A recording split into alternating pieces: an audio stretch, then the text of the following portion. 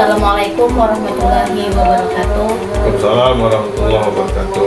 Perkenalkan, saya Jaina. Saya merupakan salah satu calon guru penggerak angkatan 11 bertempat tugas di SD Negeri Hababulu, Kecamatan Benua Lawas, Kabupaten Tabalong. Hari ini saya akan melaksanakan kegiatan wawancara mengenai pemimpin sebagai pengambilan keputusan di sekolah yang saat ini dipimpin oleh Bapak Samsul Karimi. Kepada Bapak saya meminta untuk memperkenalkan diri. Baik, terima kasih. Perkenalkan, nama saya Samsul Karimi SPD. Tempat tugas saya di SDN Hababulu. Sekitar menjadi kepala sekolah di sini sekitar 2 tahun lebih sudah. Itu saja dulu perkenalan saya. Terima kasih. Iya, Pak. Pertama-tama saya mengucapkan terima kasih Pak sama-sama. atas kesediaan yang telah Bapak lakukan untuk melakukan wawancara ini mengenai pengambilan keputusan sekolah yang Bapak pimpin. Sebelumnya sebelum melanjutkan ini Pak, saya akan menyampaikan tujuan dari wawancara kita hari ini adalah bagaimana Bapak sebagai kepala sekolah, sebagai pemimpin dalam mengambil keputusan itu terkait dengan pengetahuan Bapak sendiri tentang 4 paradigma, 3 prinsip, dan 9 langkah dalam pengambilan keputusan. Untuk mempersingkat waktu Pak, kita mulai aja wawancara pada hari ini. Oke. Yang pertama Bapak, selama ini bagaimana Bapak dapat mengidentifikasi kasus-kasus yang merupakan dilema etika atau bujukan moral Pak? Baik. Jadi memang dalam hidup ini kita tidak pernah sunyi dari suatu masalah atau kasus Bu. Jadi selama kita hidup itu pasti ada masalah atau kasus yang kita hadapi, apakah itu di rumah atau di sekolah atau masalah pribadi atau masalah bersama. Itu selama kita hidup itu pasti ada masalah atau kasus yang kita hadapi. Nah, terkait dengan pertanyaan yang Ibu tanyakan, bagaimana mengidentifikasi kasus-kasus dilema etika, sebagai kepala sekolah, tentu kita harus betul-betul menganalisa dulu kasus-kasus itu. Jadi analisa kita nih, yang pertama kepentingannya dulu untuk apa. Nah, jadi apakah kepentingan itu untuk pribadi atau untuk kepentingan sekolah? Nah, jika kepentingannya itu untuk bersama, itu yang kita utamakan dulu Bu. Nah, jadi kita lihat kepentingannya dulu apa. Nah, itu analisa kita. Nah, kemudian analisa kita selanjutnya siapa saja orang-orang yang terlibat Bu. Jadi orang-orang yang terlibat ini kita harus memahami dulu karakter mereka masing-masing nih. Karakter kita masing-masing. Terkadang memang ada di antara guru-guru itu atau staf kita atau karyawan kita yang memang sengaja menimbulkan masalah, menimbulkan kasus. Memang kan masing-masing kita ini kan beda. Nah, apakah memang mereka ingin minta perhatian atau bagaimana? Nah, itu jadi kita sebagai kepala sekolah tadi harus betul-betul memahami karakter mereka dulu. Nah, itu. Kemudian yang ketiga yang harus kita analisa adalah mengidentifikasi nilai-nilai moral Bu. Nilai-nilai moral dari kasus itu. Apakah nilai moralnya itu berdampak positif atau negatif. Nah, kemudian analisa kita yang ketiga, kita juga harus mempertimbangkan tindakan atau keputusan yang akan kita ambil nanti. Apakah keputusan itu akan merugikan kita atau menguntungkan gitu. Nah, kemudian selanjutnya analisa kita harus diskusikan dengan orang lain, baik guru senior kita, pengawas kita, atau pihak-pihak yang terkait dalam usaha kita memecahkan masalah atau kasus dilema etika yang ada di sekolah kita. Itu Bu. Jadi begitu cara-cara kita untuk mengidentifikasi Bu. Berarti yang pertama tadi kita melihat kepentingan untuk bersama. Ya, betul Bu. Mengidentifikasi siapa yang terkait, ya Pak. Berdiskusi dengan seluruh siswa untuk permasalahan tersebut. Ya, Bu. Dengan guru, dengan pengawas juga. Dengan guru dan pengawas. Selanjutnya Bapak, selama ini bagaimana Bapak menjalankan pengambilan keputusan di sekolah Bapak, terutama untuk kasus-kasus di mana ada dua kepentingan yang sama-sama benar atau sama-sama mengandung nilai kebajikan, Pak? Baik Bu, adapun cara pengambilan keputusan dilema etika ya, yang sama-sama benar atau sama-sama mengandung nilai kebajikan, selama ini yang saya lakukan di sekolah saya, jadi tadi setelah kita mengidentifikasi kepentingannya apa, kemudian menentukan dengan jelas siapa saja yang terlibat, nah kemudian kepentingan apa yang ingin dicapai oleh masing-masing pihak, maka tindakan kita selanjutnya adalah duduk bersama Bu. Nah, duduk bersama dan diskusi bersama secara terbuka, baik dengan kedua pihak serta semua warga sekolah dalam forum rapat Bu. Apakah itu nanti rapat bulanan sekolah atau forum rapat biasa, kombel, komunitas belajar begitu Bu. Nah, jadi kita kumpulkan semuanya. Kemudian kita gali informasi dari mereka. Mungkin dari pendapat mereka itu ada solusi Bu, ada solusi yang dapat mengakomodasi kedua kepentingan itu tadi, yang dilema etika tadi itu. Nah, setelah kita mengambil keputusan bersama, setelah kita duduk bersama tadi, baru kita ambil keputusan bersama Bu. Kita ambil keputusan bersama dari pendapat yang terbanyak, gitu. Jadi mana pendapat yang terbanyak, itu yang kita ambil keputusan. Nah, dan selanjutnya setelah kita ambil keputusan bersama, kita laksanakan tindak lanjut Bu. Tindak lanjut itu gunanya untuk mengevaluasi apakah keputusan kita itu berjalan dengan baik atau terlaksana dengan baik atau tidak. Nah, jadi setelah ada keputusan, baru ada tindak lanjut dalam rangka kita mengevaluasi apakah keputusan kita itu berjalan atau tidak, lancar atau tidak. Gitu Bu.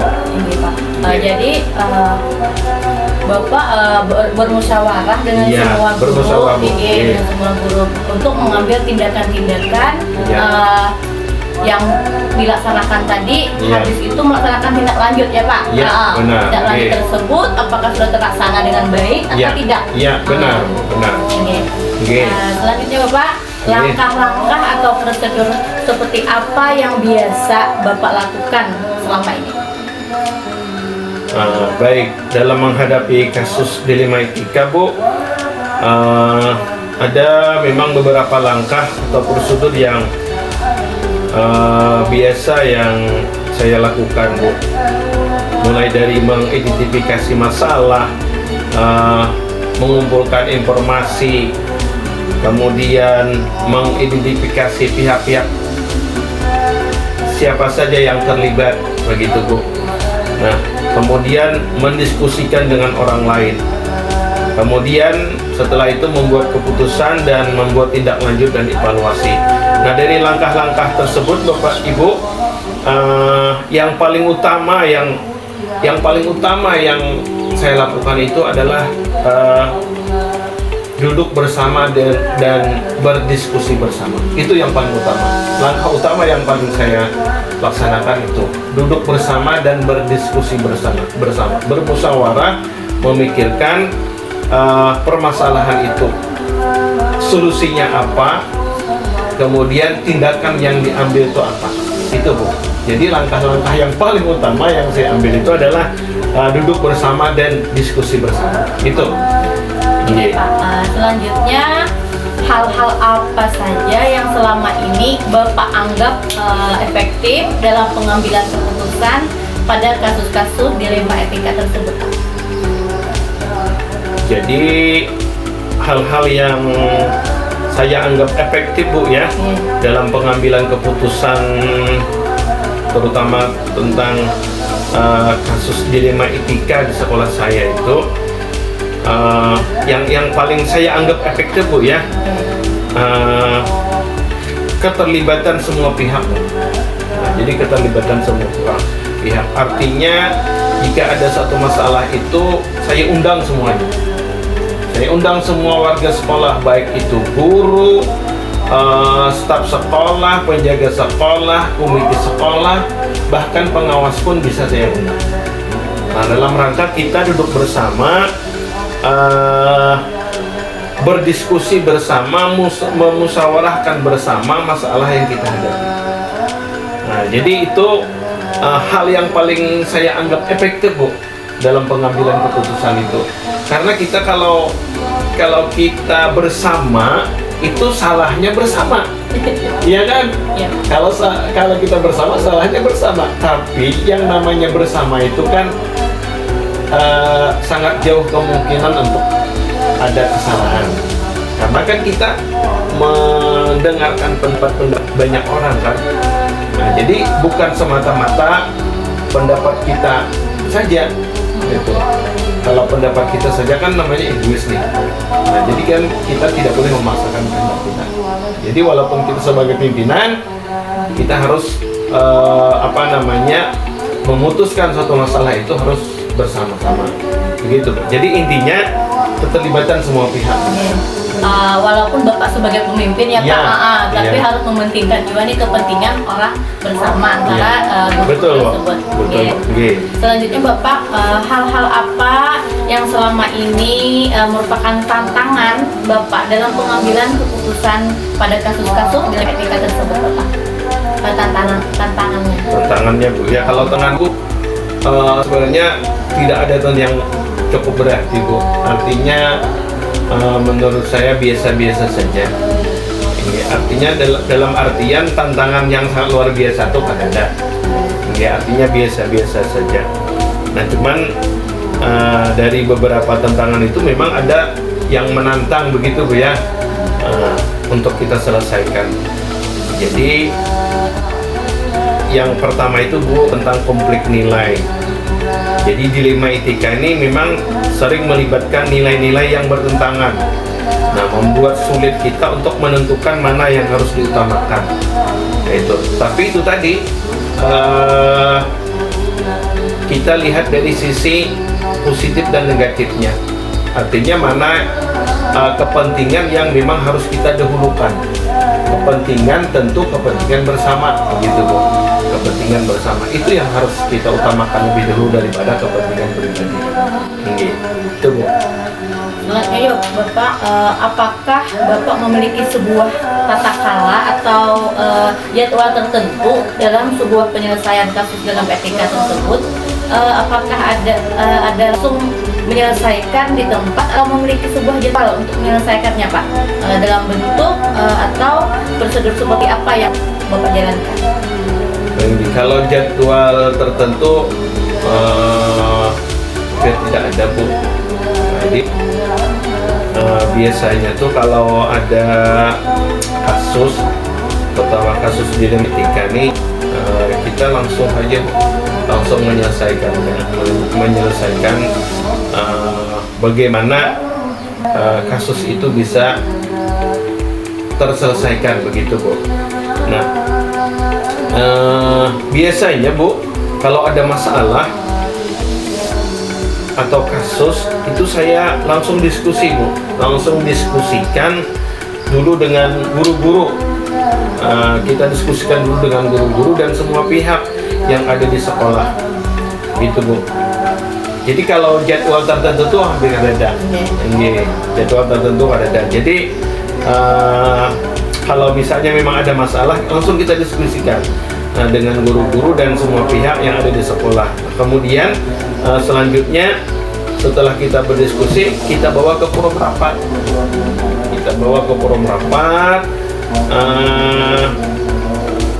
Agar dalam forum rapat itu kasus-kasus yang kita hadapi itu bisa terselesaikan.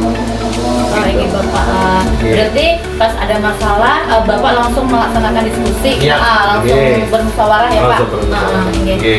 Selanjutnya Bapak, adakah seseorang atau faktor-faktor apa yang selama ini mempermudah atau membantu Bapak dalam mengambil keputusan dalam kasus dilema etika ini Pak?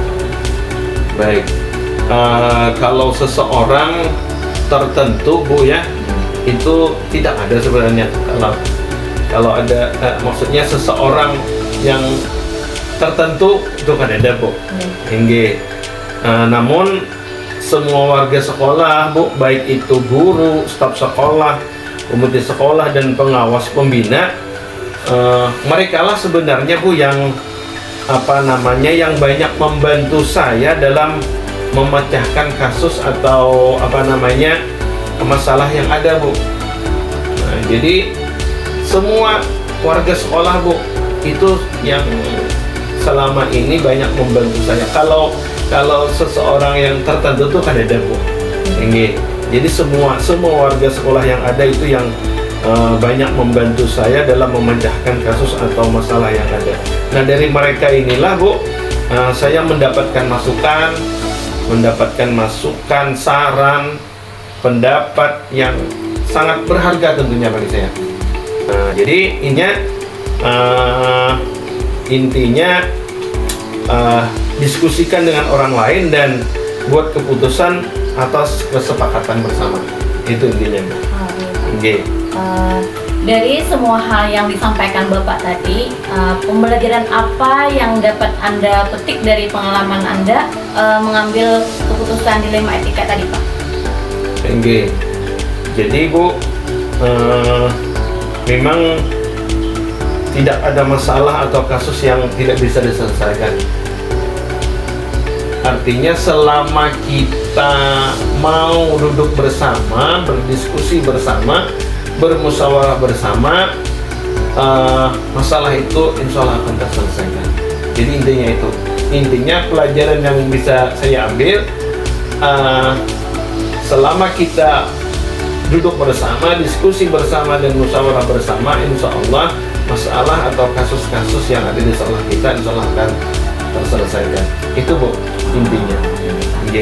Terima kasih Bapak atas waktunya yang telah diberikan. Semoga sekolah yang Bapak pimpin, tentunya di sekolah kita ini Pak, lebih maju lagi untuk kedepannya. Saya ucapkan terima kasih Bapak. Akhir kata, wabillahi taufiq wal hidayah. Assalamualaikum warahmatullahi wabarakatuh. Waalaikumsalam warahmatullahi wabarakatuh. Assalamualaikum warahmatullahi wabarakatuh. Waalaikumsalam warahmatullahi wabarakatuh. Perkenalkan, nama saya Jaina. Saya merupakan salah satu calon guru penggerak angkatan 11 yang bertempat tugas di SD Negeri Habonulu, Kecamatan Benua Kabupaten Tabalong. Hari ini saya akan melaksanakan kegiatan wawancara Bu mengenai pemimpin sebagai pengambilan keputusan sekolah. Saat ini dipimpin oleh Ibu Mapuah SPD. Kepada Ibu, saya meminta untuk memperkenalkan diri. Terima kasih kepada Ibu Jaina yang telah memberikan waktu kepada saya untuk memberikan pendapat sekitar tentang pengambilan keputusan di sekolah. Sebelumnya saya ingin memperkenalkan diri. Nama saya Mapuah. Saya merupakan PLH di TK Penghulu Rasid yang bertempat di Desa Banyutajun, Kabupaten Tabalong. Pertama-tama saya mengucapkan terima kasih Bu atas kesediaan waktunya untuk melakukan wawancara ini mengenai pengambilan keputusan sekolah yang Ibu pimpin pada saat ini. Sebelum saya melanjutkan Bu, saya akan menyampaikan tujuan dari wawancara kita pada hari ini, yaitu bagaimana Ibu sebagai kepala sekolah, sebagai pemimpin di sekolah, mengambil keputusan itu terkait dengan pengetahuan Ibu sendiri tentang 4 paradigma, 3 prinsip, dan 9 langkah dalam mengambil keputusan. Untuk mempersingkat waktu Bu, ada beberapa pertanyaan yang saya ingin tanyakan ya Bu. Yang pertama Bu, selama ini bagaimana Ibu dalam mengidentifikasi kasus-kasus yang merupakan dilema etika atau rujukan moral Bu? Baik, karena kebetulan saya ini mengajarkan di anak saya ini, sebelum saya mengidentifikasi apakah kasus ini termasuk dilema etika atau rujukan moral, sebelumnya kami itu mempelajari atau menyimpulkan dulu Bu, kasus yang sedang terjadi. Misalnya ada kasus terjadi di sekolah, itu kita simpulkan dulu apakah itu kasusnya termasuk dilema etika atau rujukan moral. Baru setelah kita simpulkan, kita tindak lanjuti bagaimana cara kita mengambil keputusan tersebut, yang baik berkaitan dengan dilema etika tersebut atau rujukan moral. Ya, artinya kita simpulkan dulu, habis itu kita pelajari, kita simpulkan, terus kita tindak lanjuti. Itu dulu yang pertama. Berarti boleh pian pelajari dulu apakah itu dilema etika atau rujukan moral. Habis itu pian Ambil kesimpulan, lalu memberi tindakan. Gitu. Selanjutnya ya Bu, selama ini bagaimana Ibu menjalankan pengambilan keputusan di sekolah Ibu, terutama untuk kasus-kasus di mana ada 2 kepentingan yang sama Bu, sama-sama benar, sama-sama mengandung nilai kebajikan Bu? Baik, kasus yang termasuk dilema etika pada anak usia dini itu ada contoh. Kemarin ada anak itu mau tidur siang. Maklum anak itu kan memang jatahnya tuh memang bisa tidur ya, tapi kebetulan itu kami kemarin pas jam istirahat anak itu mau tidur. Kata mamanya iya memang suka tidur ya. Jadi kan kalau di sekolah kita itu punya aturan, punya kesepakatan. Kalau tidur itu ada jamnya, terus ada tempatnya. Memang karena anaknya itu memiliki kondisi yang agak lemah, jadi kita bingung Bu untuk menegurnya. Apakah kita teruskan dia tidur atau kita tegur? Nah, jadi kita beri jelasan kepada orangnya bahwa anak itu kan memiliki waktu tertentu. Andainya mereka masih di sekolah, kita itu harus mengikuti aturan di sekolah. Berarti dalam kasus ini tersebut sama-sama mempunyai kebenaran, mempunyai nilai kebaikan, yang terutama Bu, untuk tadi kan sudah kebiasaan untuk tidur siang. Nah, satunya lagi itu sudah sudah kewajiban anak berada di sekolah saat itu. Nah, terima kasih Bu. Selanjutnya langkah-langkah atau prosedur seperti apa yang biasa dilakukan selama ini? Adapun langkah kita dalam mengambil keputusan, yang pertama kita mengidentifikasi masalah tersebut. Kita identifikasi tadi apakah termasuk rujukan moral atau dilema etika. Kita ambil lagi beberapa informasi Bu. Apakah kasus ini benar atau salah? Biasanya kan kita bisa mendapat kasus itu bisa hanya mendengar. Jadi kita kadang-kadang bisa kadang melihat, misalnya ada anak berkelahi, tapi kadang-kadang kita tidak ada di tempat, kita hanya mendengar. Jadi kita setelah identifikasi, kita cari informasi lagi. Kita cari informasi lagi kebenarannya, bagaimana kasus itu terjadi.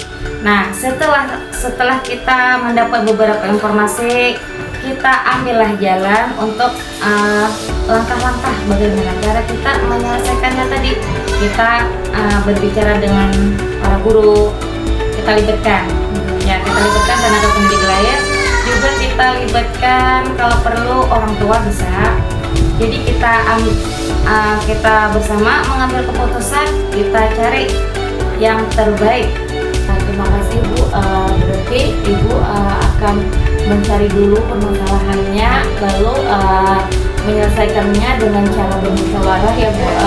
Bisa dengan rekan sejawat, sama tenaga pendidik, mungkin dengan orang tua juga, untuk mengambil keputusan yang terbaik. Ya. Selanjutnya Bu, hal-hal apa saja yang selama ini Ibu anggap efektif dalam pengambilan keputusan pada kasus-kasus dilema etika? Baik, langkah-langkah yang kami ambil ketika kami memiliki kasus di sekolah sama seperti yang baru saya jelaskan tadi. Kita itu harus benar-benar mencari informasi dengan cara terbuka. Kami kepala sekolah dengan rekan sejawat atau bahkan orang tua itu, kami kalau mempunyai masalah kami itu saling terbuka Bu. Jadi kami jelaskan kepada anak atau kepada orang tua tentang permasalahan yang terjadi. Jadi kami bermusyawarah bersama-sama, bersikap terbuka agar tidak di kemudian hari itu tidak ada sifat-sifat yang negatif lagi. Artinya tuh kita bicarakanlah secara bersama-sama. Ya, dengan cara bermusyawarah, berkolaborasi ya Bu, dengan bersama rekan sejawat maupun orang tua. Selanjutnya Bu, hal-hal apa saja yang selama ini merupakan tantangan dalam pengambilan keputusan pada kasus-kasus dilema etika tersebut? Ya. Tantangannya begini, kita memang harus benar-benar mencari masalah, maksudnya tuh mengumpulkan informasi mengenai masalah tersebut. Kalau menurut saya itu tantangannya, karena kalau kita salah dalam mengambil keputusan, atau kita hanya mendengar dari orang lain, kita bisa salah mengambil keputusan. Jadi kita harus benar-benar menggali informasi mengenai kasus tersebut agar kita menjadi tenaga pendidik atau pendidik bisa mengambil keputusan yang bijak atau yang efektif. Selanjutnya Bu, apakah Ibu memiliki sebuah kata-kala atau jadwal tertentu dalam sebuah penyelesaian kasus-kasus dilema etika tersebut? Apakah Ibu langsung menyelesaikan di tempat atau memiliki sebuah jadwal untuk penyelesaiannya Bu? Bentuk ataupun prosedur seperti apa yang dijalankan selama ini? Kalau menurut saya, kalau kita memiliki sebuah masalah atau kasus, itu tergantung kasusnya Bu. Kalau memang kasusnya agak besar, mungkin itu memiliki aturan-aturan atau langkah-langkah yang lebih lama.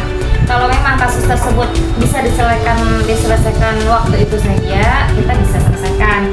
Atau ketika ada anak misalnya berkelahi, kita sudah ada di situ, kita melihat kejadiannya, kita melihat proses bagaimana mereka berkelahi, kita bisa menyelesaikannya langsung Bu.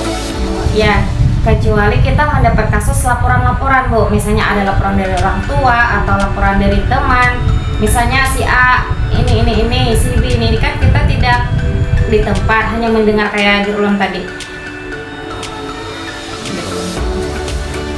Ya, nah dalam mengambil keputusan tadi kita tidak bisa tidak hanya mendengar, tapi kita benar-benar secara sendiri itu menggali informasi, mencari masalah tadi. Jadi tergantung masalahnya. Kalau memang masalahnya bisa kita selesaikan saat itu, kita selesaikan. Kalau memang masalahnya itu misalnya agak besar, mungkin kita memiliki, kalau jadwal sih tidak terlalu, cuma kita memiliki langkah-langkah. Kita misalnya bicarakan kembali dengan rekan sejawat, kita kembalikan lagi dengan orang tua, bagaimana cara kita menyelesaikan masalah tersebut.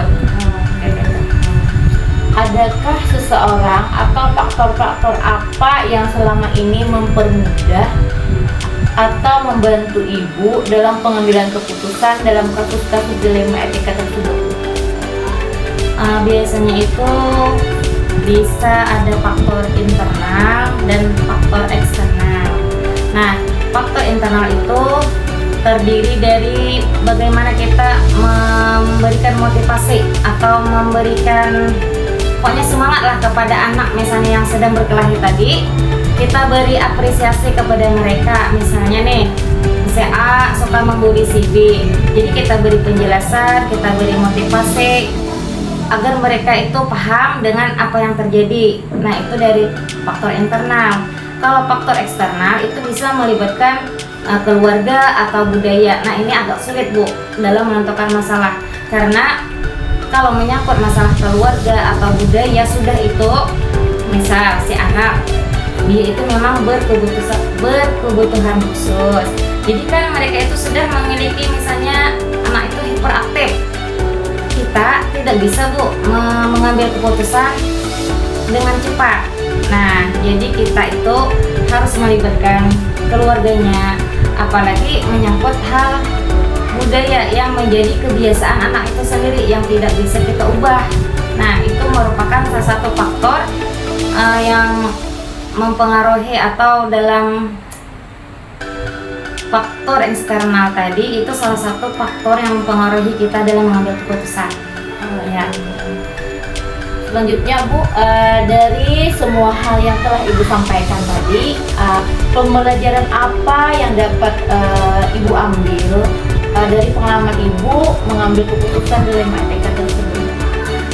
Pengalaman saya dalam mengambil keputusan di sekolah itu, yang pertama tadi, ketika kami mendapat masalah, kami itu bersifat terbuka, saling musyawarah dengan rekan sejawat, dengan pendidik yang lain, atau bahkan orang tua. Kita di sekolah itu harus bisa berkolaborasi atau bekerja sama. Jadi ketika kita mengambil sebuah keputusan, kita tidak disalahkan dalam sepihak Bu. Jadi kita sama-sama bertanggung jawab, baik pendidik, tenaga pendidik maupun orang tua. Oke Bu, terima kasih atas waktu yang telah diberikan. Semoga sekolah yang Ibu pimpin selama ini lebih maju lagi ya Bu. Terima kasih. Akhir kata Bu, Assalamualaikum warahmatullahi wabarakatuh.